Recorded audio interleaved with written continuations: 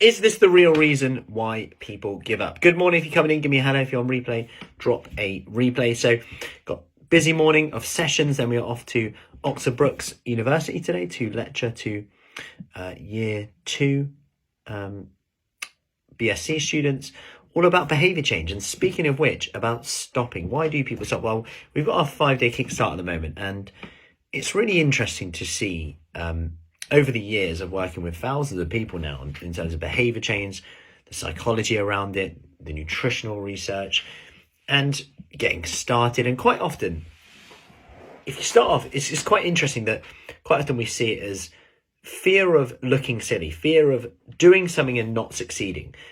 Why is that? Well, maybe we're worried about what other people think. Maybe we're worried about what other people will say. Maybe we're lacking confidence to fail. And maybe we've been told that, quote unquote, failing or not succeeding all the time is not a good thing. When actually, when it comes to nutrition and training, we get all these questions, and really, quite often the answer is, it depends. And when you look at research, the answer is, it depends.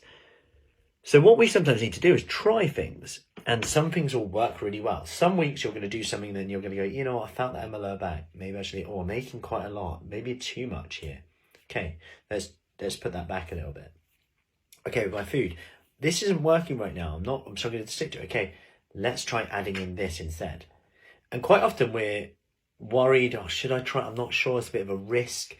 But isn't it a risk anyway, not doing anything? Isn't it a risk staying the same, especially if we're not happy with where we are right now in our life? You know, we only live once, yet we're not willing to take a risk that's something that could be very successful, life-changing for our energy, our mobility, getting up and down from the floor, our health, which, you know, let's face it, if we have our health, we've got everything.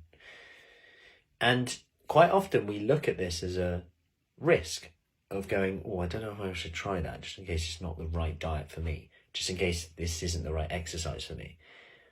And of course, we have to be sure that we're making the right decision. We're with professionals, people who are evidence-based, hopefully.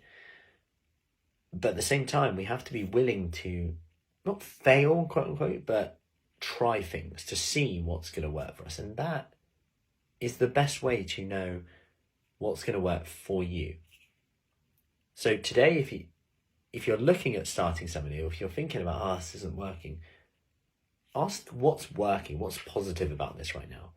What could I change? Because quite often our mindset is so key here. Are we looking for reasons why we can't do everything? It's like, I can't do that. What about this? I can't do that. That won't work because of this. Okay, I can't do this, but what could I do? Could I try this? And the great thing is sometimes you don't have to do it all to get the results you want. Sometimes you just got to be about 70% there. But you're only going to know that from doing it. Quite often we feel like it has to be this all or nothing thing. What happens if instead of going from all to nothing, we just went halfway? We did 50%. And then we went up to all when we can. But our quote unquote bad days, instead of going to nothing, we just kept it 50%. What will be different a year from now?